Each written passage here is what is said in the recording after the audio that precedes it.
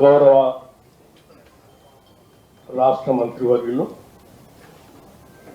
స్థానిక శాసనసభ్యులు కూడా శ్రీ తుమ్మల నాగేశ్వరరావు గారికి, గౌరవ రాష్ట్ర మంత్రివర్యులు రెవెన్యూ శాఖ మంత్రులు శ్రీ పొంగులేటి శ్రీనివాసరెడ్డి గారికి, గౌరవ శాసన మండలి సభ్యులు శ్రీ తిన్మార్ మల్లన్న గారికి, గౌరవ శాసన సభ్యులు శ్రీ రామదాస్ నాయక్ గారికి, గౌరవ మేయర్ గారికి, గౌరవ రాష్ట్ర ప్రభుత్వ కార్పొరేషన్ చైర్మన్లకి, ఇతర అధికారులకి, ముఖ్యంగా ఈనాటి లబ్ధిదారులకి, మీడియా మిత్రులకి అందరికి కూడా ముందుగా నా హృదయపూర్వకమైనటువంటి నమస్కారం.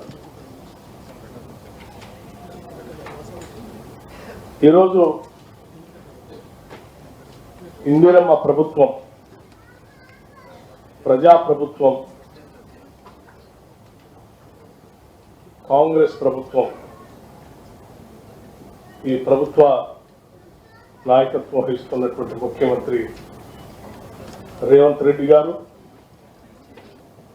యావత్ క్యాబినెట్ అందరి ఆలోచన మేరకు ఈ రాష్ట్రంలో ఏ పేద కుటుంబం కూడా ఇల్లు అనేది లేకుండా ఉండటానికి వీలు లేదని చెప్పి చాలా స్పష్టంగా నిర్ణయాలు తీసుకొని ముందుకు పోతున్నటువంటి ప్రభుత్వం.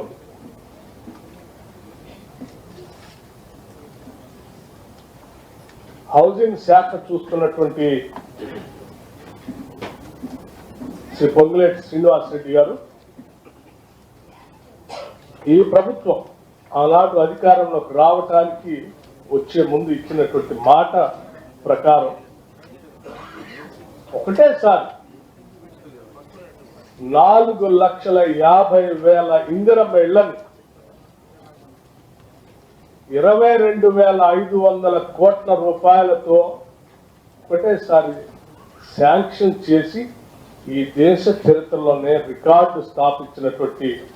ప్రభుత్వం ఈ ప్రభుత్వం. ఇది ఆషామాషి వ్యవహారం కాదు. ఒక్కొక్క ఇంటికి 5 లక్షల రూపాయలతో శాంక్షన్ చేసి, ఏదో శాంక్షన్ చేసి ఇల్లు వదిలిపెడతాం, కట్టుకున్న తర్వాత ఎప్పుడు పడితే అప్పుడు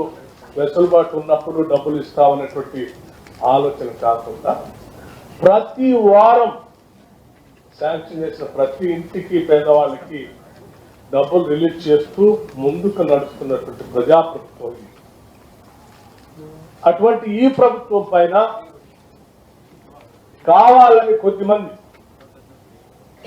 ఏ పేదల కోసమైతే ఈ ప్రభుత్వం నిలబడి పనిచేస్తుందో అటువంటి పేదలకి న్యాయం జరగకుండా ఉండాలని, వాళ్ళకి మేలు జరగకుండా ఉండాలని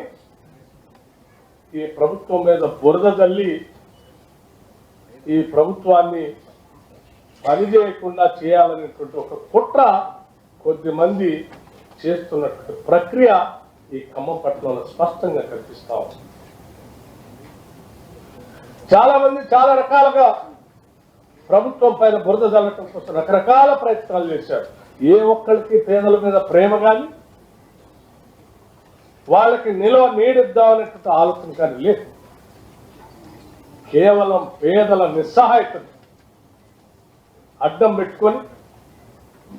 కొద్దిమంది మాఫియా లాగా తయారై అక్కడ ఒక వ్యవస్థను ఏర్పాటు చేసి, సమాంతరమైనటువంటి వ్యవస్థను ఏర్పాటు చేసుకొని ఆ పేదల దగ్గర డబ్బులు వసూలు చేసి వాళ్ళకి ప్రభుత్వ పరంగా రావాల్సిన ఏర్పాటు చేయాల్సినటువంటి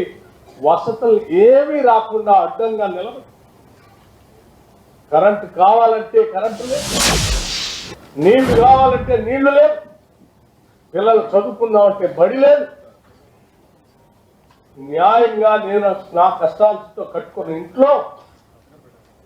నమ్మకంగా ధైర్యంగా బతుకుదామనంటే ఆ ధైర్యం వ్యవస్థ కూడా లేకుండా చేసి వాళ్ళని భయంగా ఉంచుతూ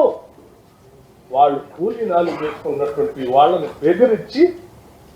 వేల రూపాయలు వసూలు చేయటమే కాకుండా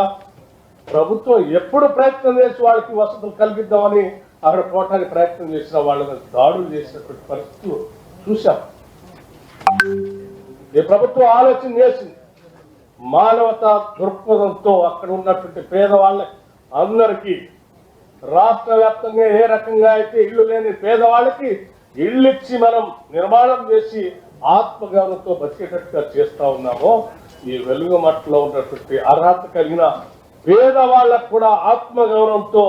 అక్కడ బతకడానికి కావాల్సిన వ్యవస్థను ఏర్పాటు చేయాలని చెప్పి ఆలోచన చేసే ఈ కార్యక్రమాన్ని ముందుకు తీసుకొని పోయి దీంట్లో ఎటువంటి దుర్మార్గం కానీ రెండో ఆలోచన కానీ లేదు. ప్రతి సందర్భంలో అక్కడ ఉన్నటువంటి పేదవాళ్ళు కరెంట్ కావాలని అడిగితే కరెంట్ ఇవ్వండి అని చెప్పి, నీళ్లు ఇవ్వండి అని చెప్తే అక్కడ పోతున్నటువంటి అధికారులు అడ్డుపట్టడం, వాళ్ళకి చేయాల్సినటువంటి వ్యవస్థ ఏర్పాటు చేద్దామనంటే దాడులు చేయటం అనేక సందర్భాల్లో చూసాం మనం. అనేక కేసులు కూడా పెట్టాం. చివరికి న్యాయస్థానాల్లో అక్కడ ఉన్నటువంటి పేదలు మోసం చేసి వాళ్ళకి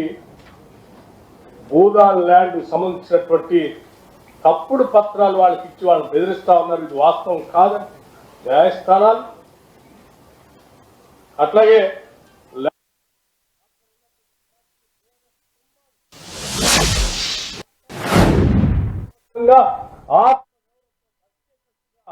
ఎన్ని లక్షల కోట్ల రూపాయలు ఖర్చు అయినప్పటికి కూడా వాళ్ళకి ఇల్లు ఇవ్వాల్సిందే, చట్టబద్ధంగా చేయాల్సిందేనటువంటి ఆలోచనతోనే అక్కడ ఈ జిల్లా యంత్రాంగం ఒక నిర్ణయం తీసుకొని ఈరోజు ముందుకు పోతున్నటువంటి తరుణంలో ఒక మానవీయమైనటువంటి ఆలోచనతో పేదవాళ్ళు బతకటం కోసం కావాల్సిన కార్యక్రమం చేయడానికి పోతా ఉంటే దాన్ని కూడా అడ్డుపెట్టి